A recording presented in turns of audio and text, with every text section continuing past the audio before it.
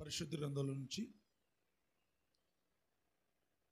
పేతురు రాసిన మొదటి పత్రిక 2వ అధ్యాయం 21వ వాక్యాన్ని మనం చదువుకుందాం మరొకసారి.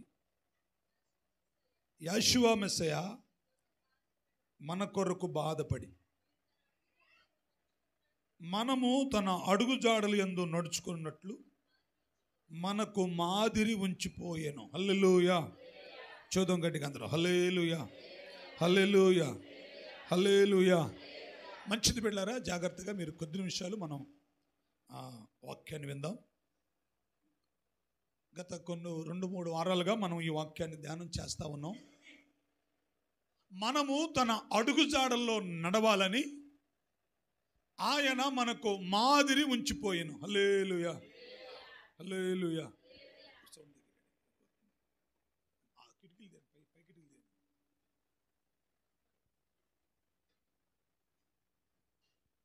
ఆయన మనకు మాదిరి ఉంచిపోయాను. హల్లెలూయా.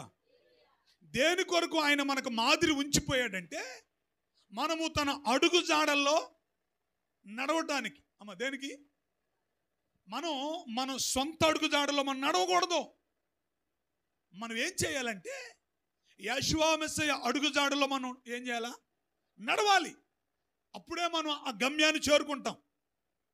ఆయన ఇచ్చే ఆ బహుమానాన్ని అయినా లేకపోతే ఆ రాజ్యాన్ని మనం స్వతంత్రించుకోవాలంటే మనం తప్పకుండా ఆయన అడుగుజాడల్లో నడవాలి. మనం రాత్రి ఒక అడుగుజాడ మనం నేర్చుకున్నాం. ఏంటంటే యేషువా మెస్సయ్య వారు శరీరమందు శ్రమ పడ్డాడు కాబట్టి మనము కూడా అట్టి మనసును ఆయుధముగా ధరించుకోవాలి. హల్లెలూయా. చూద్దాం, 2 చేతుల పైకెత్తి హల్లెలూయా. ఆయన శ్రమ పడ్డాడు. ఆయన ఏం చేశాడు? శ్రమ పడ్డాడు, శ్రమ పెట్టబడ్డాడు. కాబట్టి మనం కూడా ఏం చేయాలా? శ్రమ పడాలా, శ్రమ పెట్టబడాలా. శ్రమ ఏం చేయాలా? మనం పెట్టకూడదు. మనం పెట్టకూడదు, ఆయన పెట్టం కాదు.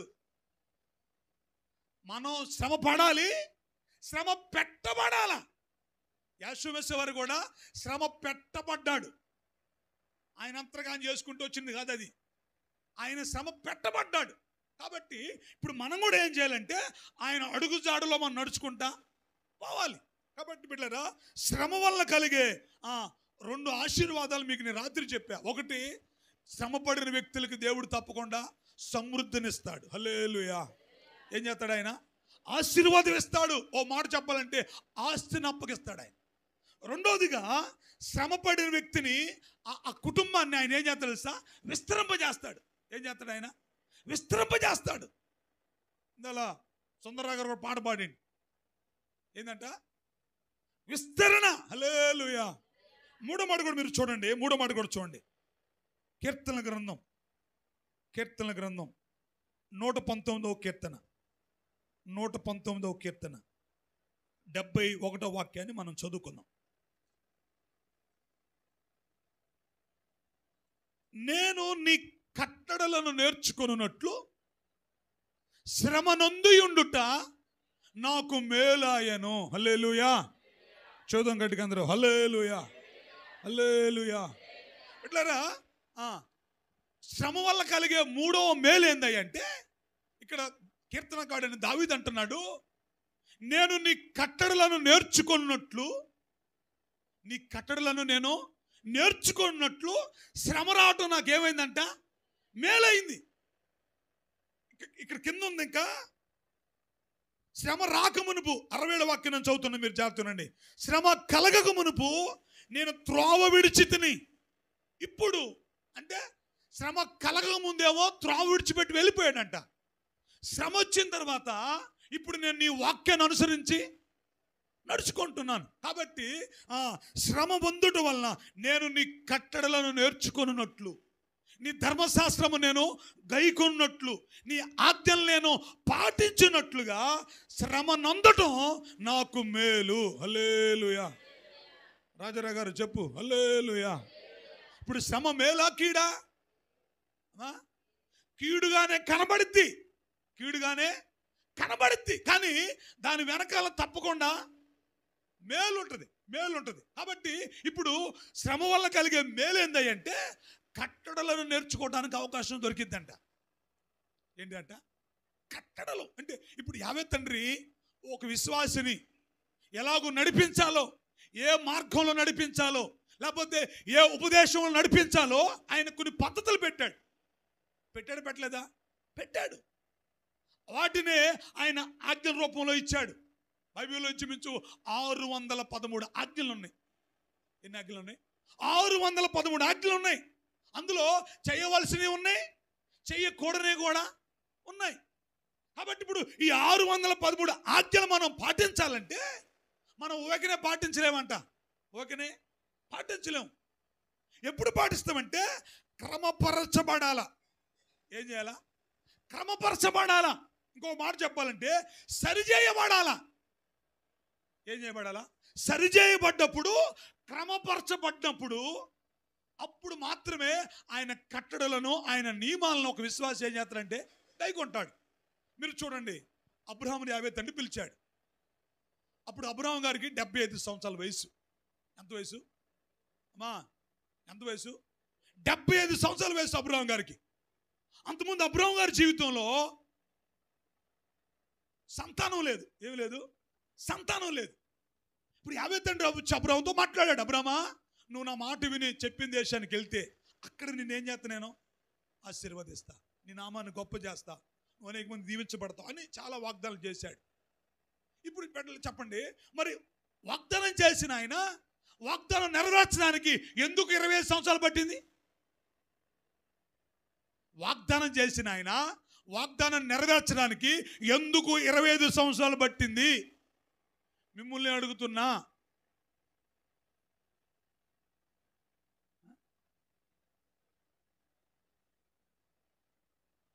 సబ్జెక్ట్లో ఉండాలా, క్రమపరచాలా. ఏం చేయాలా? క్రమపరచాలా, సరిచేయాలా.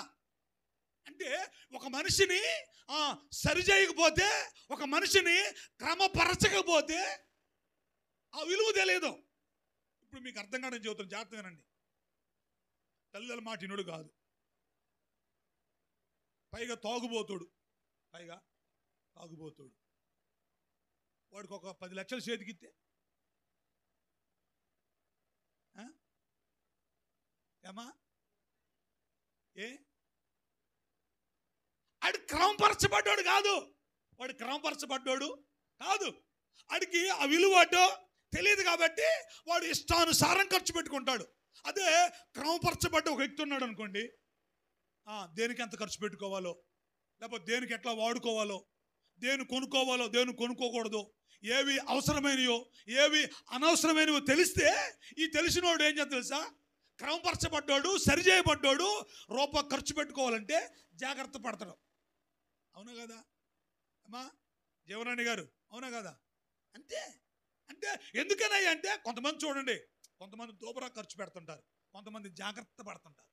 ఏం చేస్తుంటారు? జాగ్రత్త పడతారు. అంటే వీళ్ళు క్రమపరచబడ్డోళ్ళు, వీళ్ళు సరిచేయబడ్డోళ్ళు. ఇప్పుడు యావే తండ్రి అబ్రహాం గారికి వాగ్దానం చేశాడు, ఆ వాగ్దానం నెరవేర్చాలా. అయితే ఒకవేళ చేసిన వెంటనే వాగ్దానంగా నెరవేర్చితే అబ్రహాముని క్రమపరచబడకుండా, అబ్రహాముని సరిచేయకుండా కనుక ఆ వాగ్దానం కనుక ఆ అబ్రహాం జీవితంలో జరిగితే అబ్రహాం జీవితం మరొక తీరుగా ఉండేదే. అట్లా బైబిల్లో చాలా మంది ఉన్నారు క్రమపరచబడకుండానే దీవించబడ్డోళ్ళు, క్రమపరచబడకుండానే ఆశీర్వాదాన్ని పొందుకున్నోళ్ళు, సరిచేయబడకుండానే మేలు అనిపించిన వాళ్ళు ఉన్నారు. వాళ్ళు కొన్ని రోజుల తర్వాత మరలా లోకంలో వాళ్ళక లేరు. ఎందుకని అంటే క్రమపరచబడాలా. అందుకని దావీదు అంటున్నాడు, నేను నీ కట్టడలను నేర్చుకున్నట్లు శ్రమ నుండి ఉండుట నాకేమైపోయింది? మేలు అయ్యింది. హల్లెలూయా. అంటే బిడ్డలారా, ఒక మనిషి శ్రమల గుండా పోతున్నప్పుడు, ఒక మనిషి శోధనల గుండా ప్రవేశిస్తున్నప్పుడు ఆ మనిషి అంట ఆ కట్టడలు నేర్చుకుంటాడంట. ఏం నేర్చుకుంటాడంట అమ్మా? ఏం నేర్చుకుంటాడంట? సరిచేయబడతాడు, క్రమపరచబడతారు. కొంతమంది చూడండి, ఎంత కాలమైనా క్రమపరచబడరు, సరిచేయబడరు. ఇప్పుడు ఒక రాయి ఉందండి, రాయి ఉంది, అది సరిచేయబడ్డప్పుడే, క్రమపరచబడ్డప్పుడే అది అందంగా ఉంటుంది. తర్వాత అది అందంగా తయారైంది. ఇప్పుడు అది అందంగా తయారు కావాలంటే ఏం చేయాలా? సరి చేయబడాలా. కళ్ళు చిన్న చిన్న పెట్టి ముక్కు ఎంతలా పెడితే ఏమా, పోనీ కళ్ళు ఎంతలా పెట్టి మన బాల్, క్రికెట్ బాల్ అంత కళ్ళు పెట్టి ముక్కు ఎంత పెడితే ఎవడు ఈ బొమ్మ చేసిందంటారు. ఆ బొమ్మ ఎవరిని కొనుక్కుంటారా? అమ్మా కొన్న ఏమంటో తెలుసా? అది నువ్వు మనిషి పశువు, ఈ బొమ్మ అంటే కొన్నవరా, ఇదేం బొమ్మరా అంటారు. అప్పుడప్పుడు మీరు బంగారం షాపులోకో బట్టల షాపులో పోయినప్పుడు ఇంతలో పొట్ట ఉంటుంది ఒక బొమ్మకి, చూడలేదా? మెల్ల ఒక దండ ఉంటుంది, ఇంతలో పొట్ట ఉంటుంది, తలకాయ ఇంతే ఉంటుంది, ఆడికి తలకాయ ఇంతే ఉంటుంది. దాన్ని ఎవరు మెచ్చుకోరు. ఇప్పుడు ఏ బొమ్మ మెచ్చుకుంటారంటే కళ్ళు ఉండాల్సిన చోట్ల కళ్ళే ఉండాలి, ఎంత ఉండాలో అంతే ఉండాలి, ముక్కు ఎంత ఉండాలో అంతే ఉండాలి, నోరు ఎంత ఉండాలి అంతే ఉండాలి, చేతులు ఎంత ఉండాలి అంతే ఉండాలా, అంతే ఉండాలి. అంటే అది క్రమపరచబడాలా. ఏం చేయాలా? క్రమపరచబడినప్పుడు ఆ క్రమాన్ని బట్టి దానికి విలువ వస్తుంది. ఈరోజు బిడ్డలారా, ఇప్పుడు ఎప్పుడు వచ్చింది మరి క్రమం అంటే? శ్రమలు లేకుండా క్రమపరచబడటం జరిగేది కాదు ఇది. హల్లెలూయా. ఈరోజు చాలామంది ఏమనుకుంటున్నారంటే చాలామంది శ్రమలను కోరుకోరు. అసలు ఎవరు కోరుకుంటారా? కోరుకోరు. మాకు శ్రమలొద్దు, మాకేమొద్దు, శ్రమలొద్దు. అమ్మ మీరు చెప్పండి, ఏ రోజు ప్రార్థన చేసినప్పుడు, అయ్యా శ్రమలు రాక చాలా కాలం అయింది అయ్యా, ఈ నెలలో ఈ 2025 సంవత్సరంలో ఈ జనవరి మాసంలో ఇక నుంచి 2024 సంవత్సరాల దాకా శ్రమలే కాకుండా మంచి అనిపించాం, శోధనలు అనిపించండి అయ్యా అని ప్రార్థన చేశారా? అమ్మా మరి ఏం ప్రార్థన చేశారు? అసలు మనం ఏ ప్రార్థన చేయం. శ్రమలు వద్దని ప్రార్థన చేయం, శ్రమలు రావాలని కూడా ప్రార్థన చేయం. వచ్చినా పావులను కూడా ప్రార్థన చేయరు కొంతమంది, వచ్చినా పావులను కూడా చేయరు. అయితే బిడ్డలారా, ఇప్పుడు శ్రమ వలన కలిగే లాభం ఏందయ్యా అంటే, నువ్వు ఆయన కట్టడలోకి వచ్చేస్తావు, ఆయన నిబంధనలోకి వచ్చేస్తావు, ఆయన నిన్ను క్రమపరుస్తాడు, ఆయన నిన్ను సరి చేస్తాడు. ఇప్పుడు ఇదంతా ఎక్కడ జరిగిందంటే శ్రమల్లోనే జరుగుతుంది. ఎక్కడ జరుగుతుంది? శ్రమల్లోనే జరుగుతుంది. అంటారే డొక్క మొక్క తిని బతికిన అంటారు కొంతమంది. ఏంటంట మీకు అర్థం కలదా? అంటే తినకో, గంజి దాగో, నీళ్లు దాగో, బతికి పైకి వచ్చిన మేమంటాడు. వాళ్ళు తర్వాత చిన్నప్పుడు ఏ శ్రమన్న రాని, ఏ కష్టమన్న రాని, ఏ బాధన రాని, ఇప్పుడు ఈ శ్రమల గుండా, ఈ బాధల గుండా, ఈ శోధన గుండా వెళ్తారు కదా కొంతమంది. కొన్ని కుటుంబాల వాళ్ళు పెరిగి పెద్దోళ్ళు అయిన తర్వాత వాళ్ళకి ఎంత పెద్ద శ్రమ వచ్చినా, ఎంత పెద్ద శోధన వచ్చినా వాళ్ళు అసలు ఒక్కరా కూడా భయపడరు. ఎందుకో తెలుసా? ఎందుకు? సముద్రం చూసారా? నన్ను చూపి ఉంటారు మీ అందరికి. అక్కడ కొన్ని రాళ్ళు ఉంటాయి, పక్కన కొన్ని ఏముంటాయి, రాళ్ళు ఉంటాయి. ఈ అల ఏం చేద్దంటే సముద్రం నుంచి వచ్చి ప్యాట్న రాయిని కొట్టిద్ది, ఆ రాయిని కొట్టిద్ది, మళ్ళా ఇనికిపోద్ది, ఆ రాయి అంతే ఉంటుంది. మరలా పైనొచ్చి మళ్ళా కొట్టిద్ది, ఆ రాయి అంతే ఉంటుంది. అది అనుకుంటుంది ఈ దెబ్బకి ఈ రాయిని ఏం చేయాలా చేసిద్దా? ఈ మధ్య వార్త వచ్చింది, మీరు విన్నారని లేదు, సముద్రం అంట 40 అడుగులు దూరం వెళ్ళిపోయిందంట. ఎంత దూరం పోయిందంట? 40 అడుగులకు దూరం వెళ్ళిపోయిందంట రాయి. ఇంకో మాట చెప్పాలని వెళ్ళారా, ఈ నీళ్ళు వచ్చి ప్రతిసారి రాయిని కొడుతుంటే, ఈ నీళ్ళు వచ్చి ప్రతిసారి రాయిని కొడుతుంటే ఇంకా రాయికి అందం వచ్చింది. మీకు తెలుసా ఏమవుతుంది? రాయి అంత ముందు కరుకుంటుంది, పట్టుకుంటే కోసుకుంటుంది, కానీ బిడ్డలారా, ఎప్పుడైతే ఈ నీళ్ళు వచ్చి ఆ అలల చేత ఆ రాయిని కొడతాయో, కొన్ని రోజుల తర్వాత, కొన్ని నెలల తర్వాత, కొన్ని సంవత్సరాల తర్వాత అదే రాయి అందంగా తయారైంది. కారణం ఏంటంటే సరి చేయబడింది. అది ఏం చేయబడింది? ఏడు చేత. నీళ్ళు ఎంత చురుకుంటుంది తెలుసా? నీళ్ళతో ఒకసారి కొట్టండి గట్టిగా, సినుగు పడింది. అప్పుడప్పుడు అమ్మో రూపాయి పిల్లలంత మంట పడుతున్నాయిరా, ఒళ్ళంతా నాటి ఎత్తడి తెలిసిద్ది. అప్పుడు సినుగు పడినప్పుడు నాటు వేసి ఉంటారుగా, సాయంత్రం 5 నీకు సినుగు పడిందో అప్పుడు ఎట్లుంటుంది? ఆ రాళ్ళు దెబ్బలకి వెళ్ళారు, ఆ అలకి, ఆ వర్షపు ఆ నీటికి వెళ్ళారా, ఆ రాయి ఎలాగైతే క్రమపరచబడిద్దో, శ్రమలు లేకుండా ఏ విశ్వాసి కూడా ఏం చేయడో క్రమపరచబడ్డావు. నేను ఇంకో మాట చెప్తున్నా, మీరు జాగ్రత్తగానండి. ఈరోజు నువ్వు ఇంకా క్రమంలో పరచబట్టలేదంటే నువ్వు శ్రమల గుండా పోట్లా. నువ్వు ఇంకా సరిచేయబట్టలేదంటే, ఇంకా నువ్వు ఒక క్రమానికి రాలేదంటే, ఎంతకాలమైనా నువ్వు క్రమానికి రావట్లేదుగా. ఎన్నేళ్ళైనా నీకు ఒక క్రమం ఏది? సరిచేయబడ్డావా? క్రమపరచబడ్డావా? ప్రత్యక్ష గుడారంలో సముఖపు రొట్టెల బల్ల ఉంటుంది. ఈసారి మీరు ఇంటికి వెళ్ళి చూడండి, మన క్యాలెండర్లో ఉన్నాయి. నేనే దగ్గరుండి డిజైన్ చేశాను. ఈసారి క్యాలెండర్ దగ్గరుండి మరీ డిజైన్ చేయించా. అంతకుముందు వాళ్ళు వేరే వాళ్ళు చేయించారు. ఈసారి నేను, అయ్యగారు, జాన్ గారు ముగ్గురు దగ్గర కూర్చొని, వాళ్ళిద్దరున్నా అంతా నడిపింపంతా అందే ఉంటుంది. దగ్గరుండి మరి ప్రత్యక్ష గుడారం ఉండాలా. తర్వాత ఏముండాలా? మందసం ఉండాలా, దీపవృక్షం ఉండాలా, సముఖపు రొట్టెల బల్ల ఉండాలా. ఈసారి యావే చిత్తమైతే ప్రధాన యాజకుడు కూడా ఉంటాడు. హల్లెలూయా చెప్పండి గట్టిగా అందరూ హల్లెలూయా. ఈ సముఖపు రొట్టెల బల్లలో ఏం జరిగిద్దంటే, ఆ మందిరంలో సముఖపు రొట్టెల బల్ల అక్కడ కూర్చోండి, ఆ రాజరా గారి పక్కన ఉంటుంది. దాంట్లో 12 రొట్టెలు ఉంటాయి. ఎన్ని రొట్టెలు ఉంటాయి? 12 రొట్టెలు ఉంటాయి. ఒక పక్క 6 రొట్టెలు, ఇంకో పక్క 6 రొట్టెలు. వీటినంట క్రమంగా పేర్చాలంట. బల్ల చాలా వెడల్పు ఉంటుంది అమ్మా, బల్ల చాలా వెడల్పు ఉంటుంది. కానీ 2 దొంతులుగానే పెట్టాలా. ఎట పెట్టాలా? 2 వరుసలే పెట్టాలా.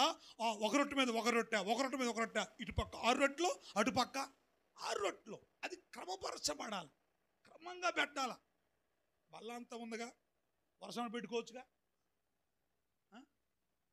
పెట్టుకోకూడదు. లేకపోతే 2 పెట్టుకోవచ్చుగా, లేకపోతే 3 పెట్టవచ్చుగా, లేకపోతే 4 పెట్టవచ్చు. పెట్టకూడదు. క్రమం. ఒక్కొక్క రొట్టెని ఒక మానిక పిండితో చేయాల. ఒక మానిక పిండితో. అదే క్రమం. అంటే క్రమపరచబడకపోతే, ఈరోజు చాలామంది క్రమపరచబడడానికి ఇష్టపడలా, సరి చేయబడటానికి ఇష్టపడలా. ఏ మాత్రం సరి చేయబడరు, ఏ మాత్రం క్రమపరచబడరు. ఎందుకంటే వీళ్ళకి శ్రమలంటే ఇష్టం ఉండదు, వీళ్ళకి శోధనలన్నా, వీళ్ళకి బాధ అన్నా, వీళ్ళకి వేదనన్నా, వీళ్ళకి ఏ మాత్రం ఇష్టం ఉండదు. అందుకని బిడ్డలారా, మేలును పొందుకోలేకపోతున్నాం. కష్టం ద్వారా వచ్చే ఆశీర్వాదం వేరు, తల్లిదండ్రులు ఇచ్చే ఆశీర్వాదం వేరు, శ్రమపరచబడిన తర్వాత వచ్చే ఆశీర్వాదం వేరు. హల్లెలూయా. అది మీకు పద్దాలు చెప్పిన అర్థం కాదు, కానీ అనుభవిస్తే తెలుస్తుంది. అది అనుభవించినోడికి తెలుస్తుంది. ఆ మార్గం గుండా వెళ్ళిన వాళ్ళకి అది తెలుస్తుంది. సరిచేయబడ్డ వాళ్ళకి ఆ బాధ ఏంటో, ఆ కన్నీరేంటో తెలుస్తుంది. అంతేగాని అనిపించకపోతే వాళ్ళకి ఏం తెలిసింది? కాబట్టి శ్రమ వలన కట్టడలను మనం నేర్చుకుంటాం, అంటే సరిచేయబడతాం, క్రమపరచబడతాం. కాబట్టి నువ్వు క్రమపరచబడాలంటే, నువ్వు సరిచేయబడాలంటే, ఒక అందమైన పోలికలోకి, లేకపోతే ఒక సౌందర్యమైన స్వరూపంలోకి మనం మార్చబడాలంటే, శ్రమలనే అగ్నిగుండం కూడా మనం ఏం చేస్తుండాలా? పోతుండాలి. అందుకనే శ్రమలు వచ్చినప్పుడు, శ్రమ పెట్టబడుతున్నప్పుడు సనకూడదు, కొనకూడదు. ఏం చేయకూడదు? సనకూడదు. సనిగితే పోతాయి. అమ్మ వీళ్ళు సనుగుతున్నారు, వీళ్ళ కొద్దులని ఎనికిపోతాయి. ఎనికిపోయింది అనుకో, నువ్వు క్రమపరచబడలేవు, నువ్వు సరిచేయబడలేవు. కాబట్టి శ్రమ వలన సరిచేయబడతాం. హల్లెలూయా. ఇంకో మాట కూడా చూడండి. హెబ్రీ పత్రిక 2వ అధ్యాయం 10వ వాక్యం చదువుదాం. హెబ్రీ పత్రిక 2వ అధ్యాయం 10వ వాక్యం.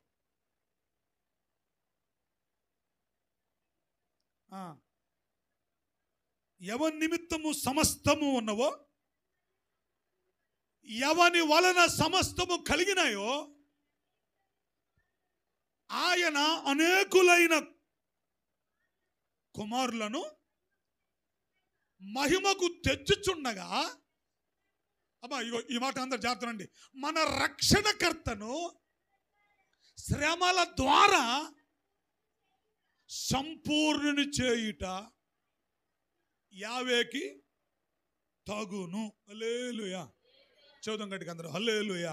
అంటే పెట్టారా, మన రక్షణకర్త అయిన యేసుమసీహునంట శ్రమల ద్వారా సంపూర్ణం చేశాడంట యావే తండ్రి.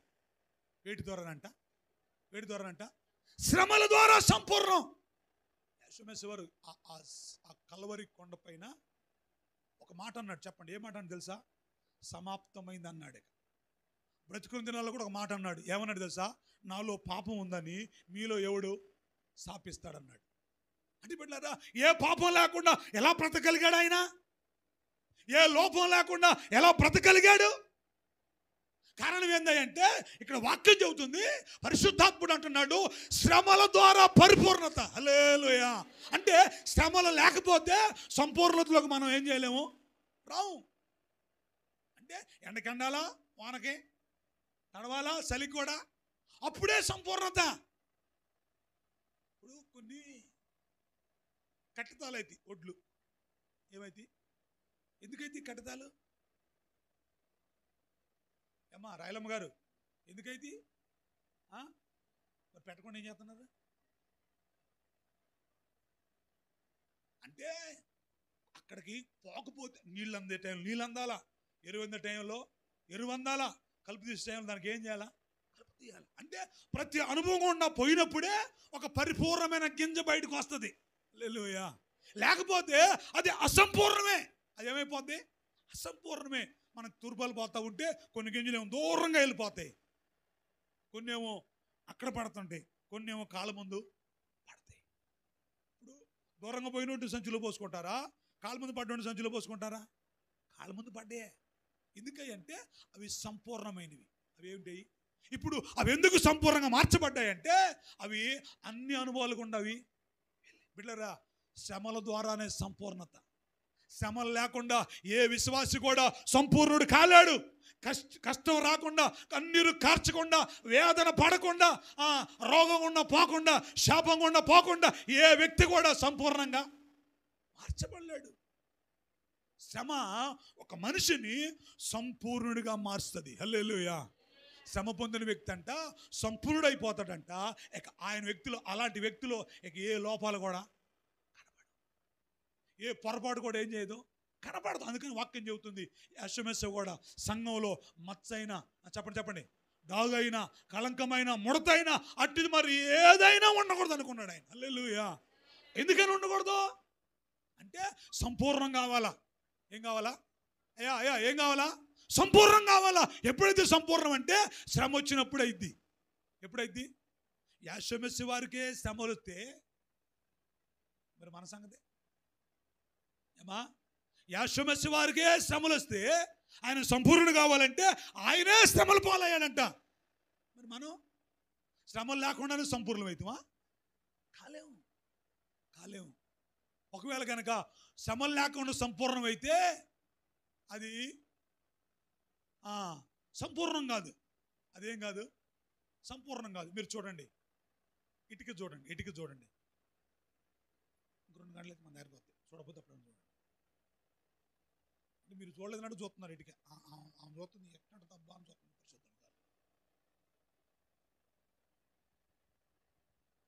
కాల్చబడక ముందు ఇటుక వేరు, కాల్చిన తర్వాత ఇటుక వేరు. అమ్మా, కాల్చబడక ముందు ఇటుక ఏరు, కాల్చిన తర్వాత ఇటుక ఏరు.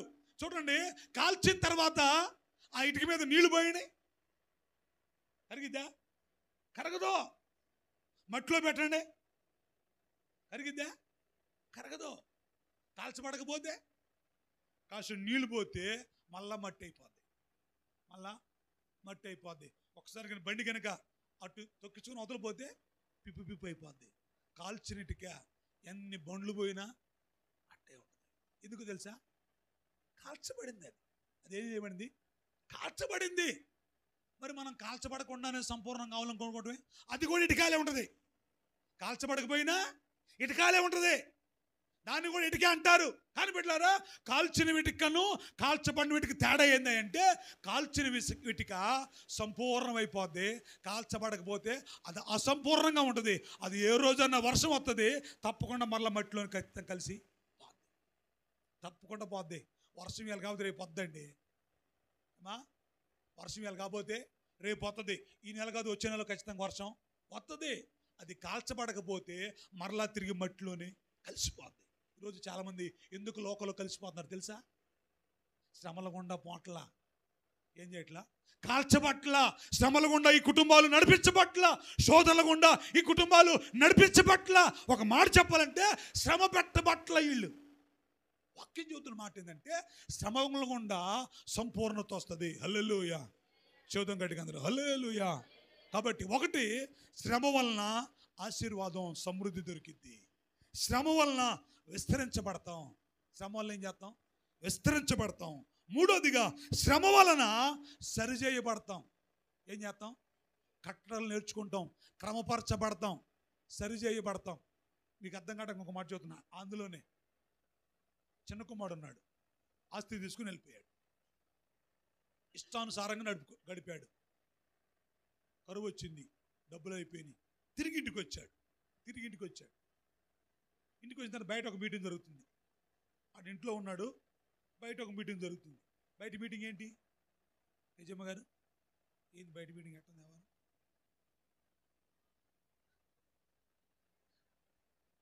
బయట మీటింగ్ ఏంటి? వాడు నేను రానంటాడు లోపలికి. వాడు ఏమంటాడు? బయట ఉన్నోడేమో లోపలికి వచ్చిండు, లోపల ఉన్నోడేమో బయటికి పోయిండు. ఈ చిత్రం అంతే ఉంటాయి కొన్ని, మనం ఏం చేయలేము. లోపల ఉన్నోడేమో బయటికి పోయిండు, బయట ఉన్నోడేమో లోపలికి వచ్చి నేను రాను అంటుండు. ఇప్పుడు ఆ నిడిచిపెట్టండి, పెద్దోడు నిడిచిపెట్టండి. ఇంట్లో కూర్చున్నాడు, అమ్మన భోజనం పెడతాను వాళ్ళ నాన్న. చేతికి ఉంగరం పెట్టిండు, చేతికి ఏం పెట్టిండు, పాదాలకి ఏం పెట్టిండు, చెప్పులు వేసి మంచి వస్త్రం కొట్టించిండు, మంచి భోజనం పెడతాడు. ఇప్పుడు ఆ రానంటే బహుశా ఇది అనుంటాడు. నేను అనుకుంటున్నా అట్లా. కానీ నాన్న నా గురించే నీకు దూరమైంది, సరే నేను పోతలే అని అంటాడు. అన్నట్టువా? అంటారా అనరా? అమ్మా, ఇద్దరు అన్నదమ్ములు ఉన్నారు, చాలామంది ఉన్నారు, ఇద్దరు అన్నదమ్ములు ఉన్నారు. సర్లే అన్నే చేసి నేనే బయటికి పోతానంటారు అనరా? మరి దాన్ని చెప్పడానికి మళ్ళీ ఇది చెప్పాలా? సర్లే నేను ఏదో అయిపోయింది, ఏదో అయిపోయింది, నేను వచ్చా కాబట్టి నన్ను చేర్చుకుంటాను అనుకోను, చేర్చుకోలేదు కాబట్టి సరే ఇప్పుడు దాకా వాడి మీద కలిసి మీరే మంచుకోనండి, నేను వెళ్ళిపోతా అని అంటే తండ్రి పోనెత్తాడా? పోనీయడు. కానీ బిడ్డలారా, ఇంకోటి గుర్తుంచుకోండి, ఆడు చిన్న కుమారుడు ఇంట్లో ఉన్నంత కాలం ఎంత జాగ్రత్తగా ఉంటాడు తెలుసా? ఎంత పద్ధతిగా ఉంటాడు తెలుసా? ఎందుకంటే వీడు శ్రమల ద్వారా, కరువు ద్వారా, ఆకలి ద్వారా వీడు క్రమపరచబడ్డాడు. అన్న విలువేంటి వాడికి తెలుసు, ధన విలువేంటి వాడికి తెలుసు, ఎలాంటి స్నేహితులు ఉంటారో తెలుసు, బంధువులు ఎలా ఉంటారో తెలుసు. కొంతమందికి బంధువులు ఎట్లా ఉంటారో తెలియదు, స్నేహితులు ఎట్లుంటారో తెలియదు, సమాజగాళ్ళు ఎట్లా ఉంటారో తెలియదు. కొంతమంది డబ్బులుంటేనే సమాజగాళ్ళు, ఏముంటే డబ్బులుంటేనే బంధువులు, ఆరోగ్యం ఉంటేనే బంధువులు. హాస్పిటల్ ఉంటే ఒక్కడు రాడు, హాస్పిటల్ ఉంటే ఒక్కడు రాడు, వత్తడా? రాడు. ఫోన్ చేస్తే అమ్మాయికి డబ్బులకే ఫోన్ చేసిన అనుకుంటారు. ఫోన్ దగ్గరికి వచ్చింది అనుకో, ఈ డబ్బులకే ఫోన్ చేసి ఉంటాని ఎత్తరు, 2 సార్లు చేసి ఎత్తరు, 3 సార్లు చేసి ఎత్తరు, 4ఓసారి ఎత్తి అంటారు. చూసుకోలేదు, సైలెంట్లో ఉంది. మరి నువ్వు కలెక్టర్ వాయ్, సైలెంట్లో ఉంది, చూసుకోలేదు. ఏం చెప్పు? చెప్పు, హలో హలో హలో, సిగ్నల్ లేదా అంటుంటారు. వాడితే వాడి ఇంట్లో కూర్చుంటాడు, సిగ్నల్ లేదు, చెప్పు చెప్పు. ఏంది ఫోను? ఏమీ లేదు. మళ్ళా కట్ చేసి అప్పుడు తెలుస్తుంది. ఆవిడ బిడ్డలారా, ఇప్పుడు ఈ చిన్న కుమారుడు అలా అనుభవించాడు కాబట్టి పరిపూర్ణంగా మార్చబడ్డాడు. ఈరోజు వాక్యం చెప్పే నామొదులుకొని వాక్యం విని మనందరం కూడా ఖచ్చితంగా శ్రమ పెట్టబడితేనే సరిచేయబడతాం. హల్లెలూయా. 4వదిగా, శ్రమ పెట్టబడితే సంపూర్ణంగా మార్చబడతాం. సంపూర్ణంగా మార్చబడతాం. ఇప్పుడు రేపు మన వెనకాల ఒక తరం వస్తుంది, మన వెనకాల ఒక తరం వస్తుంది. సుందరరావు గారు ఏం పాట పాడదాం చూస్తున్నారు? మన వెనకాల ఒక తరం వస్తుంది, వాళ్ళు కూడా అదే శ్రమలు వచ్చిందనుకో. మనం శ్రమగుండా పోయాం, మన శ్రమగుండా పోయి ఒడ్డెక్కాం, వాళ్ళు వస్తున్నారు, వాళ్ళు ఈ శ్రమగుండా పోతున్నారు అనుకో. ఇప్పుడు మనం ఏమంటాం తెలుసా? పైనుండి అమ్మా ఏమంటాం? ఏం కాదురా, నేను ఇట్లే నడిచిపోయా, నాకు ఇట్లాగే వచ్చాయి, నాకు ఈ రోగమే వచ్చింది, నాకు ఈ కష్టమే వచ్చింది, నాకు ఈ ఇబ్బందులే వచ్చాయి, నాకు ఈ నష్టమే జరిగింది, ఏం కాదు, ధైర్యంగా ఉండు అని ఖచ్చితంగా ఏమైపోతాం. అందుకోసమే కొన్ని కుటుంబాల్లో కొంతమందికి దేవుడు ఏం చేస్తాడు? శ్రమలు ఏం చేస్తాడు? అనుమతిస్తాడు. హల్లెలూయా. ఎందుకంటే వీళ్ళని సంపూర్ణం చేయాలా. సంఘం సంపూర్ణం అయిపోతేనే రేపు పరలోక రాజ్యంలో ఉంటుంది. కాబట్టి బిడ్డలారా, సంఘం సంపూర్ణం కావాలంటే సంఘాన్ని శ్రమల గుండా తీసుకొని పోతాడు. అయితే శ్రమలు ఉన్నప్పుడు ఆశీర్వాదం, శ్రమలుంటే విస్తరణ, శ్రమలుంటే కట్టడలు మనం నేర్చుకుంటాం, శ్రమలుంటే సంపూర్ణంగా మార్చబడతాం. అయితే శ్రమలు వచ్చినప్పుడు ఏం చేయాలి? నేను 2 మాటలు చెబుతాను. శ్రమ వచ్చినప్పుడు ఏం చేయాలి? వచ్చింది ఇప్పుడు నీకు శ్రమ, మరి ఏం చేయాలా? నువ్వు సంపూర్ణంగా మార్చబడాలంటే శ్రమలు తప్పించుకోవాలా? శ్రమలు గుండా పోవాలా? అమ్మా, నీకు ఆశీర్వాదం కావాలంటే శ్రమలు దాటివేయాలా? శ్రమల గుండా పోవాలా? శ్రమల గుండానే పోవాలా? అప్పుడే సంపూర్ణత, అప్పుడే సరి చేయబడతావు, అప్పుడే విస్తరిస్తావు, అప్పుడే సమృద్ధి అయిన దేవుని నీకు దొరికింది. ఎప్పుడంటే నువ్వు శ్రమల గుండా పోయినప్పుడే. మరి శ్రమలు వచ్చాయనుకో ఏం చేయాలి? మరి ఇప్పుడు శ్రమలు వచ్చినప్పుడు ఏం చేయాలా? అమ్మా, ఏం చేయాలా? చూడండి, మొట్టమొదటిగా చూడండి, ఆ మాట బైబిల్లో మనందరూ తెలియని రాత్రి చెప్పా, సామెతలు ఉన్నది, చదవమాకండి. కానీ 24వ అధ్యాయంలో 10వ వాక్యం ఉంటుంది. శ్రమ దినమున కృంగిని ఎడల అని ఉంటుంది. ఏం చేయకూడదంట? అమ్మా, ఏం చేయకూడదంట?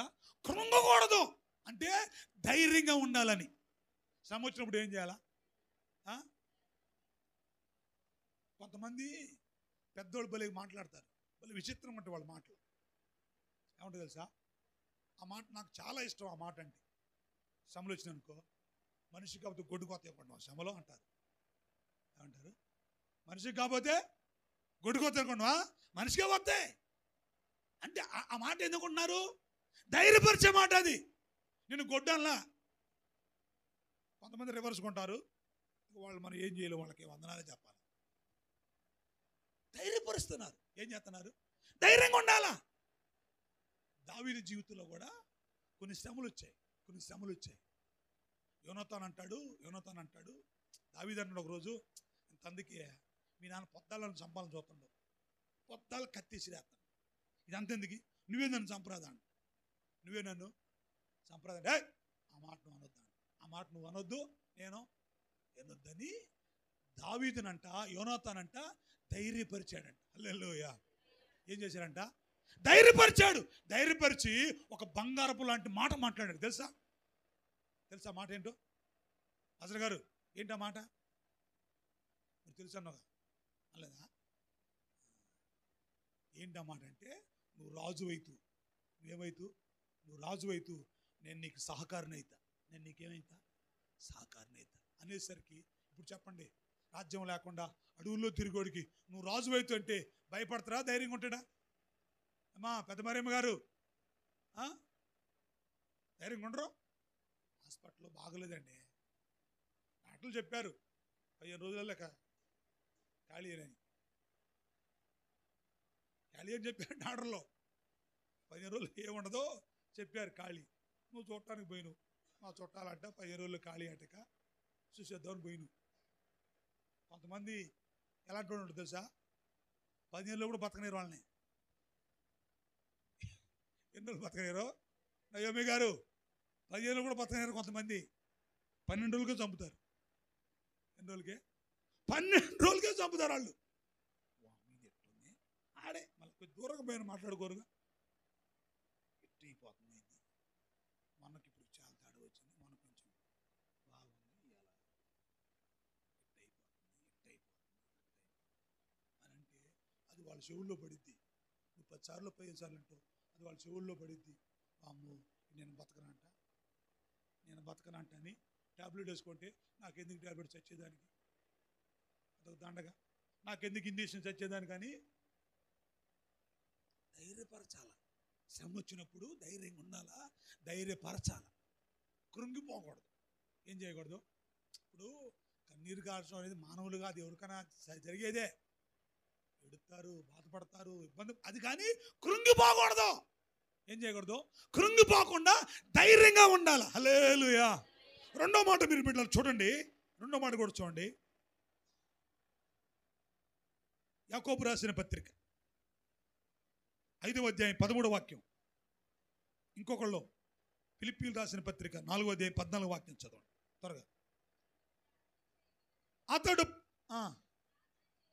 అతడు ప్రార్థన చేయవలెను. 13వ వాక్యం అని చెప్పింది.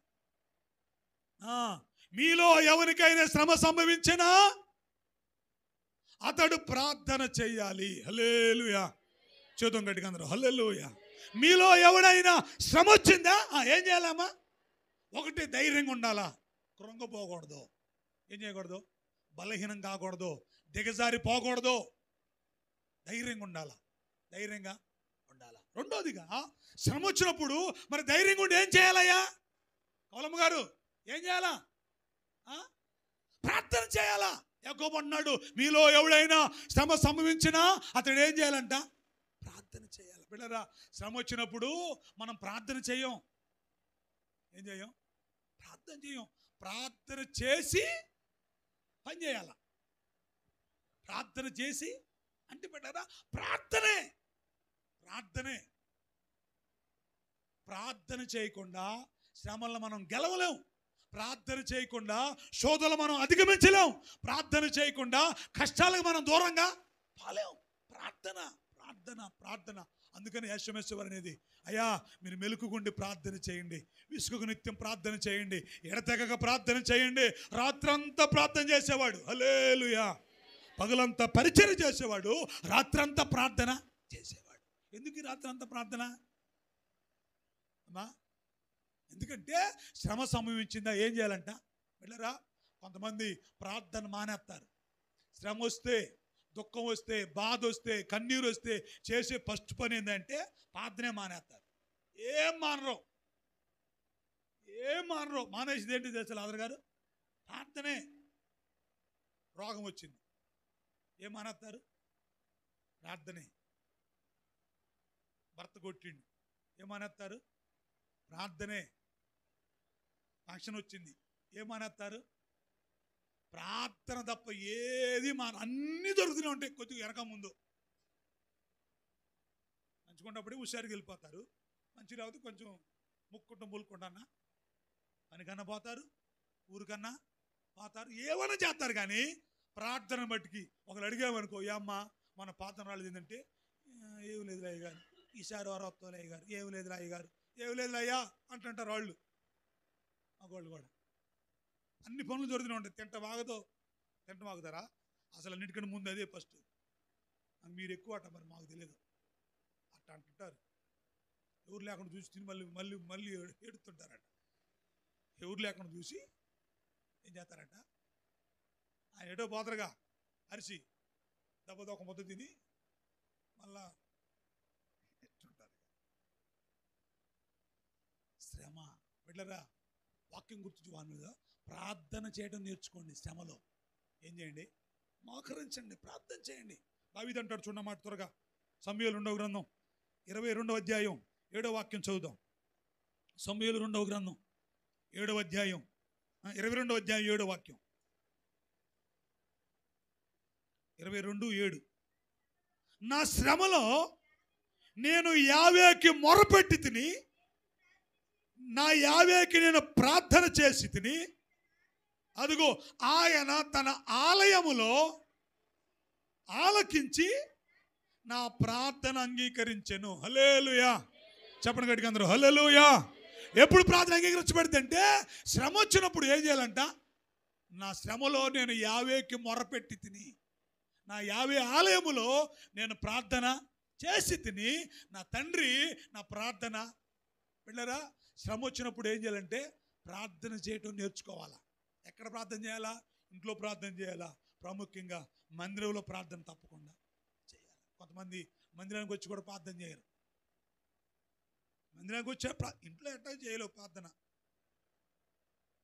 మందిరానికి వచ్చి కూడా ప్రార్థన చేయకపోతే, అమ్మా ప్రార్థన చేయండి, అమ్మా ప్రార్థన చేయండి అయ్యా, అయ్యా ఉపవాస ప్రార్థన చేయండి అయ్యా, అయ్యా ప్రార్థన చేయండి అమ్మా, ప్రార్థన చేయండి అమ్మా అంటే కాజం తోత్రం తోత్రం తోత్రం తోత్రం తోత్రం ఇట్లా. హల్లెలూయా, స్తోత్రం స్తోత్రం స్తోత్రం. 5 నిమిషాలు. ఎన్ని నిమిషాలు?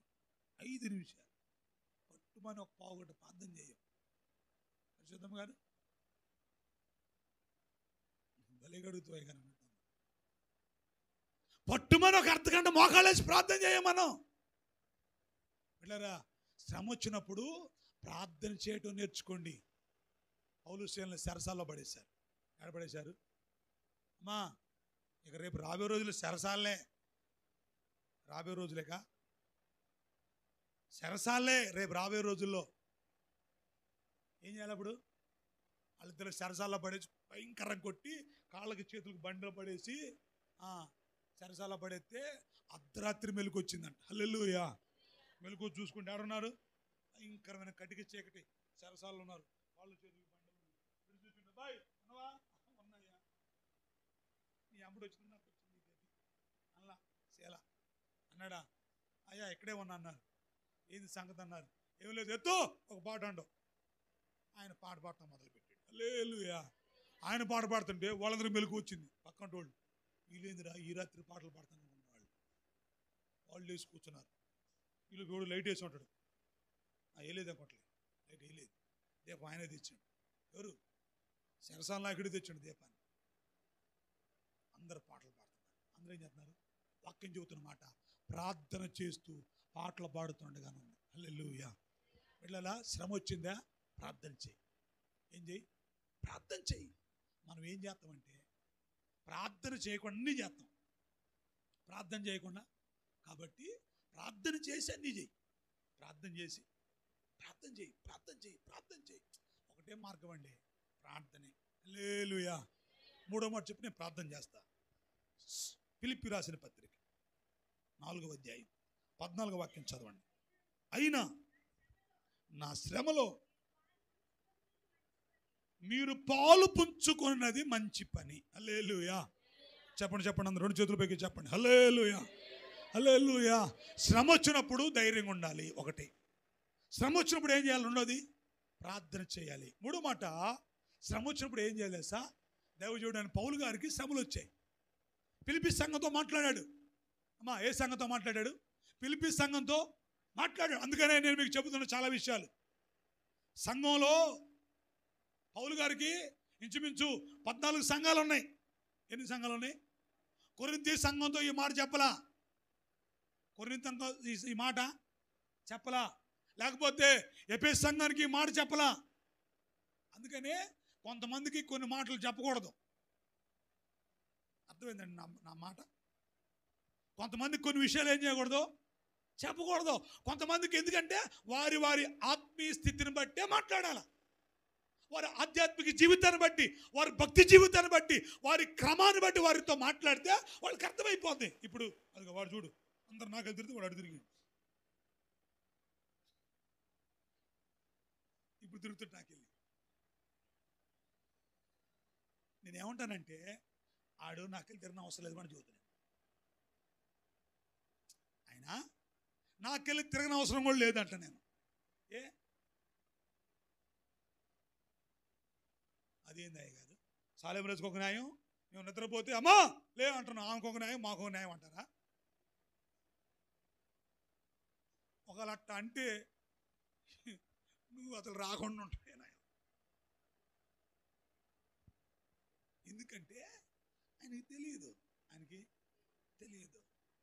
చెప్పినా అర్థం కాదు. ఇప్పుడు తిరిగిండు, కాసేపు మళ్ళీ తిరుగుతున్నాడు. లేకపోతే కాసేపు లేచి వెళ్ళిపోతాడు, పడుకుంటాడు, ఆడుకుంటాడు, ఏమని చేస్తాడు. కాబట్టి వీళ్ళరా ఇప్పుడు ఫిలిప్పీ సంఘంతో మాట్లాడుకుంటాడు దైవజనుడు. అంటాడు అయినా నా శ్రమలో మీరు పాలు పుచ్చుకున్నారు, అది మంచి పని. వీళ్ళరా శ్రమ వచ్చినప్పుడు ఏం చేయాలంటే ఒకరు శ్రమల్లో ఒకళ్ళు ఏం చేయాలి సార్?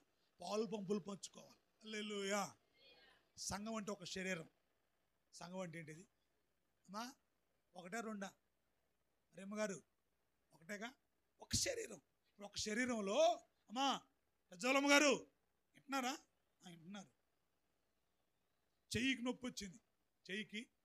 వచ్చింది. కాలు ఏం చేసింది? నాకుగా వచ్చింది, నీకుగా అంటదా? అందో కాలుకు ముళ్ళు గుచ్చుకుంటే నోరు మాట్లాడిద్ది. కాలుకు ముళ్ళు గుచ్చుకుంటే నోరు మాట్లాడిద్ది. వినాలా? ఇంట్లా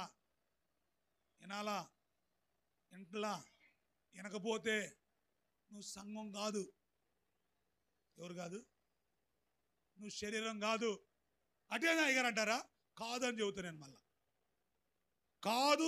కాదు అస్సలు కాదు. నువ్వు ఎన్ని పాటలు పాడు, ఎన్ని ప్రసంగాలు చేయి, గుడికి నువ్వు ఎన్ని డబ్బులన్నీ, నువ్వు ఎంత పని అని చేయి.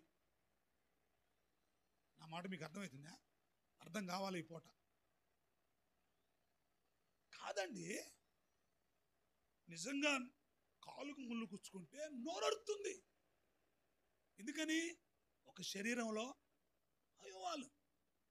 మరి సంఘంలో ఒక మనిషి శ్రమ వస్తే, సంఘంలో ఒక మనిషికి శోధన వస్తే, లేకపోతే సంఘానికే శోధన వస్తే, లేకపోతే సేవకుడికే శోధన వస్తే, మరి సంఘం ఏం చేయాలా? అయ్యా పురుషులారా ఏం చేయాలా? ఏం చేయాలా? దైవజనుడికి శ్రమ వస్తే, ఈ చాలా సంఘాలు ఉన్నాయి, మళ్ళా కూడా చెబుతున్నా ఇంకో మాట కూడా తెగించి, అందరూ కూడా సహాయం చేయలేరు. మీరు మారుమనసు పొందినంత మాత్రాన, మా చేత బాప్తిసం పొందినంత మాత్రాన, మా చేత రొట్టె దాచిన పుచ్చుకున్నంత మాత్రాన మీరు చేయడంటే చేయలేరు. ఎందుకు తెలుసా? ఎందుకు తెలుసా? చెప్పాను అసలు గారు, సంఘం కాదు. అదేంది? మేము కూడా డబ్బులు ఇచ్చినాగా, అయినా కాదు. మేము కూడా పనిచేసి ఇటుక కూడా పోసా, కాదు. చందా కూడా పోయినా, కాదు. అందుకే పోట్ల అసలే. ఎట్లా? శ్రమల్లో పాలు పంపులు పుచ్చుకోవాలి. శ్రమలు వచ్చినప్పుడు ఏం చేయాలా? అమ్మా ఏం చేయాలా? పాలు పంపు పుచ్చుకోవాలా. ఒకరికి శ్రమ వచ్చిందా, సలహా చెప్పు, ప్రార్థన చేయి, ధైర్యపరచు, ఏదైనా చేతనైతే ఇంత సహాయాన్ని చెయ్యి. ఒక అద్భుతమైన విషయం ఏంటంటే, మా తమ్ముడు మధు అని చిన్న కోరుకొని ఉన్నాడు, మా మేనత్త మనవడు. ఒక గ్రూప్ తయారు చేశాడు. నాకు చాలా సంతోషం అనిపించింది. ఒక గ్రూప్ తయారు చేశాడు వాట్సాప్లో. మా మేనత్త మూడో బిడ్డ అల్లుడికి బాగోలా, మూడో బిడ్డ అల్లుడికి బాగోలా. ఆ గ్రూప్ తయారు చేసి, పలాని వారు హాస్పిటల్ ఉన్నారు, వారి కొరకు గ్రూప్ అని పెట్టి నన్ను కూడా జాయిన్ చేశాడు అందులో. నేను ఏమనుకున్నాను, ఫస్ట్ పోనీలే వాళ్ళ కుటుంబం నన్ను కలుపుకున్నారు అనుకున్నాను. అది సంతోషపడ్డా. చాలామంది ఉన్నారు మా చుట్టాలు, అందరూ నన్ను కలుపుకున్నారు. వాళ్ళు హాస్పిటల్లో ఉన్నారు. ఒక ఆయన హాస్పిటల్, ఇసుగడ హాస్పిటల్ ఉన్న ఆరోగ్యం బాగోలేదు, ప్రార్థన చేయండి. అయితే బిడ్డలారా మీరు నమ్మండి, అందులో 26 మంది 27 మంది ఉన్నారు ఆ గ్రూపులో. ప్రతి ఒక్కళ్ళు ఇంచుమించు 1000 రూపాయలు, 1500, 2000 వాళ్ళ చేతనంత సహాయం వాళ్ళు పంపిస్తూనే ఉన్నారు. 2 రోజులు చూసిన తర్వాత వాస్తవంగా అసలు వాళ్ళకి అసలు ఆడ ముక్కు మొహం కూడా నాకు తెలియదు, అసలు ఆయన ఊరు నాకు తెలియదు. అంటే మా మేనత్త బిడ్డ అల్లుడు, నాకు అసలు తెలియదు కూడా, నేను చూడలేదు కూడా, చూసున్నా ఆడని కూడా తెలియదు. అయినా ఇంతమంది సహాయం చేస్తుంటే నేను ఎందుకు సహాయం చేయకూడదని నేను కూడా ఎందుకు చేశాను తెలుసా? ఆడ ఒక టైటిల్ పెట్టాడు. టైటిల్ ఏంటంటే, మా తమ్ముడు మాట్లాడుతున్నాడు, సంగెపు పిచ్చి గారు, మా మేనత్ పేరు మర్చిపోయాడు, శాసమ్మ, సంగెపు పిచ్చి గారు, శాసమ్మ గారు కుటుంబం అనేసరికి అంతా కొద్దిగా ఉంటుంది కదా మాకు అనిపించింది, అంతే. వాస్తవంగా మేము పెద్ద దగ్గరగా ఉండి రాష్ట్రం పూసుకు తిరిగి బ్యాచ్ అసలే కాదు. అయినా ఎందుకంటే ఒక కుటుంబం ఎక్కడో దూరం బంధుత్వం కాబట్టి ఏమనిపించింది? సాయం చేయాలనిపించింది. మరి ఒకే రొట్టె తిని, ఒకే రక్తాన్ని తాగి, ఒకే మందిరంలో కూర్చొని, ఒకే బోధ వినుకుంటా సంఘానికి శ్రమ వస్తే, లేకపోతే నీ తోటి వారికి శ్రమ వస్తే, సావుకుడికి శ్రమ వస్తే, లేకపోతే సంఘానికి బాధ వస్తే నువ్వు పాల్గొని పంచుకోవట్లేదంటే నిన్నేమనాలి? మరి అసలు నిన్నేమనాలా? నువ్వు శరీరమేనా అమ్మా? కీర్తన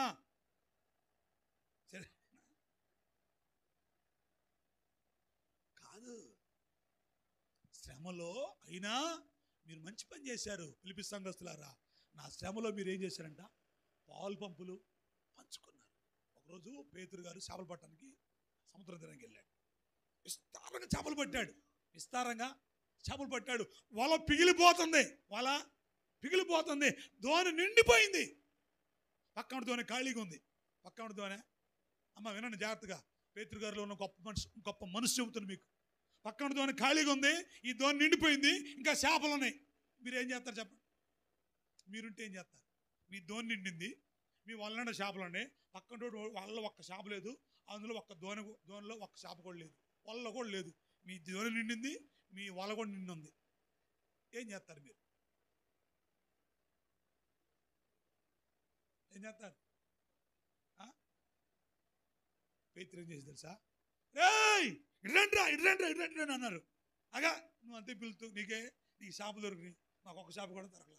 ఓ నా మాట రండిరా ఇడ్రండి ఇడ్రండి రండి. ఓరు నాయన నీతో ఉంటే మాకెట్ వెళ్ళిద్దిరా, నా మాటేనండిరా రండి రండి రండి. ఇది పిలుతుంటాడు పొద్దాలు రండి వచ్చారు. వచ్చేసరికి దోణి నిండిపోయిందంట. వాళ్ళలో ఉన్న షాపులన్నీ వాళ్ళ దోణిలో పోసింది. హల్లెలూయా. వాళ్ళ దోణిలో పోసి 2 దోణులని ఒడ్డుకు చేర్చిండంట. అందుకే గొప్ప సాకుడు అయ్యింది మహానుభావుడు. హల్లెలూయా. ఏం చేయాలంటే వాళ్ళకి దొరకలేదు కాబట్టి, నీకు దొరికింది కాబట్టి. అసలు ఎంత విచిత్రం తెలుసా, నెలకు సరిపోనుంటే బియ్యం ఇంట్లో ఒట్టొట్టి మాటలు. అందుకే చెబుతున్నా మనుషులు కొందరు నమ్మొద్దని. ఎవరో ఈ మధ్య ఒక సేవకుడు అంటే నేను విన్నా, మదనపల్లి రాజశేఖర్ గారు గొప్ప సేవకుడు. మొన్న ఈ మధ్య ఆలయ ప్రతిష్ఠ జరిగింది. అందులో ఒక మాట అన్నాడు.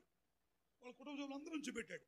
భార్యని, కొడుకుని, వాళ్ళని, కూతురు, అల్లుడు, 2 అక్కలు, వాళ్ళ భర్తలు అందరూ వర్షం నుంచి పెట్టి నేను వీళ్ళు ఎవరు నమ్మను అంటాడు.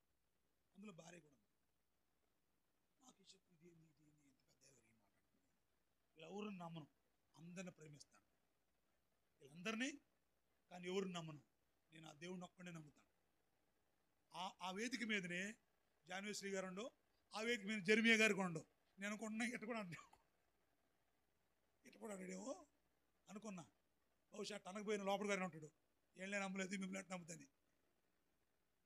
ప్రేమిస్తా, ఏం చేస్తా. అందుకనే అనేది మనుషులు ఏదో ఒట్టొట్టుగా పేదాలతో ఏదో 4 మాటలు చెబుతుంటారు. ఏం కాదులే మేము ఉన్నాంలే ఉడిదే. ఏం చేయరు 4 రోజులకు ఉంచుకొని బియ్యం అడిగితే అంటే అడిగినోడి కన్నా ఇవని చెప్పట్లేదు. నేను మీ స్నేహితురాలు కదా, సవాసం చేస్తున్నావు కదా, కలిసి కూర్చుంటున్నావు కదా, కలిసి మాట్లాడుతున్నావు కదా, కలిసి ప్రయాణం చేస్తున్నావు కదా, అడిగినప్పుడు మరి శ్రమలో పాల్పంపుచ్చుకోకపోతే ఎట్లా సంఘం? శ్రమ వచ్చినప్పుడు ఏం చేయాలంటే పాలు పంపులు పుచ్చుకోవాలి. హల్లెలూయా. 1 ధైర్యంగా ఉండాలా, 2 ప్రార్థన చేయాలా, 3 ఏం చేయాలా, శ్రమలో ఏం చేయాలా, పాలు పంపులు పంచుకోవాలి. బైబిల్ ఇంకో మాట అంటుంది, ఒకరి సుఖ దుఃఖములను ఒకరు ఏం చేయండి, పాలు పంపులు పంచుకోండి. అప్పుడే వాళ్ళని సంఘం అంటారు.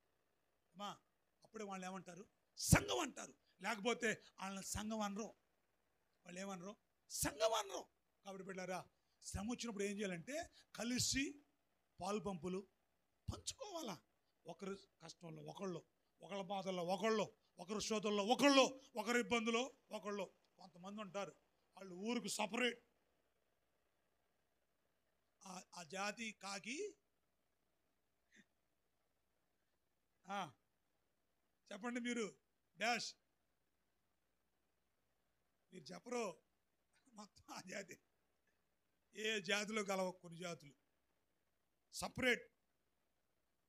ఈ మధ్య నిత్యానందని ఒక ఆయన ఉండు, నిత్యానందని దక్షిణాఫ్రికాకి వెళ్ళి ఆడ ఒక దీపాన్ని కొనుక్కొని కైలాస దీపాన్ని పెట్టినాడు. ఇది నా దేశం అంటున్నాడు.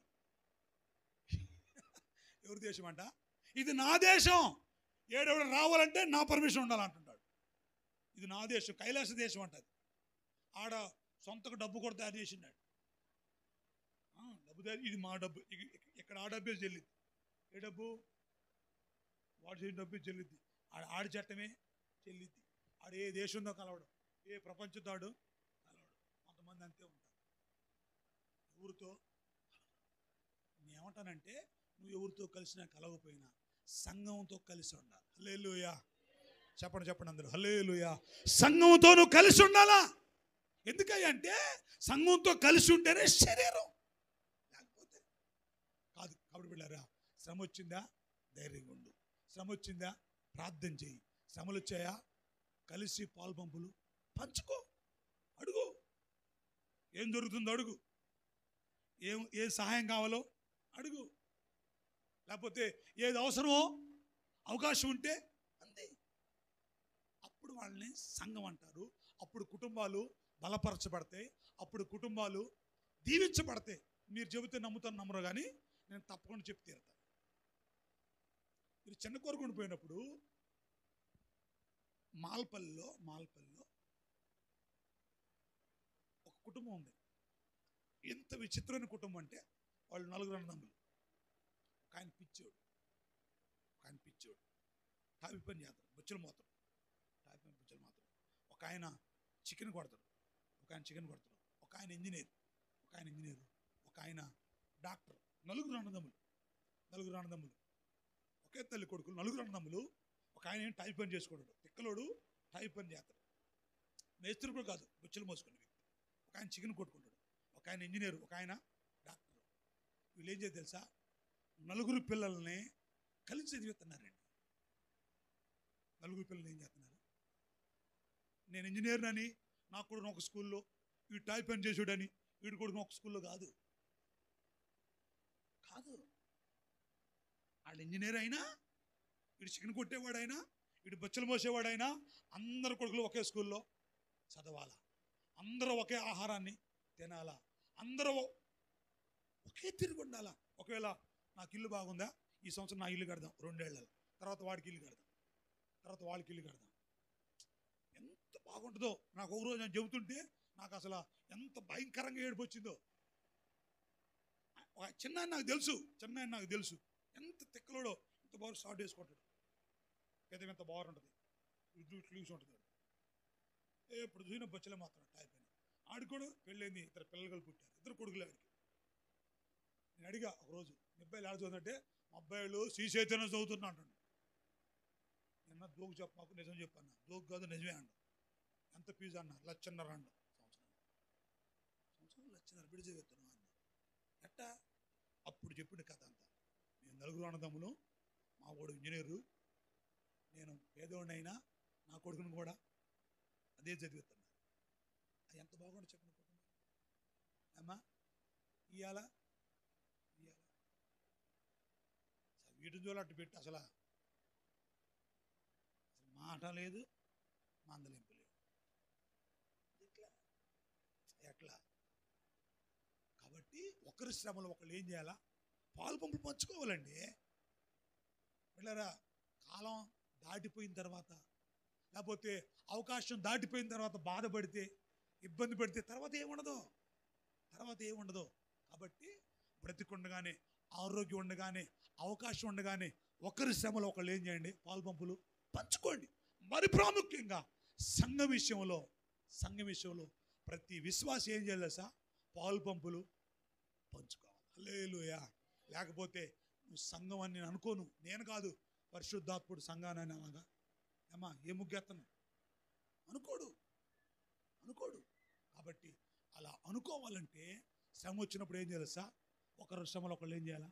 పాలు పంపులు పంచుకోండి. వాక్యం చెబుతున్నమాట.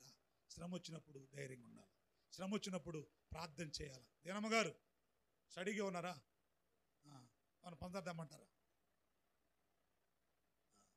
శ్రమ వచ్చినప్పుడు ప్రార్థన చేయాలి, శ్రమ వచ్చినప్పుడు పాలు పంపులు. అప్పుడు ఆయన అడుగుజాడులో మనం నడిచిన వారం అవుతాం. ఆయన ఏ మార్గం వెళ్ళే మనం కూడా అదే మార్గం వెళ్తాం. అవి ఇతర మాటలు దీవించును గాక. అందరూ తల వంచండి, కళ్ళు మూసుకోండి, ప్రార్థన చేసుకోండి.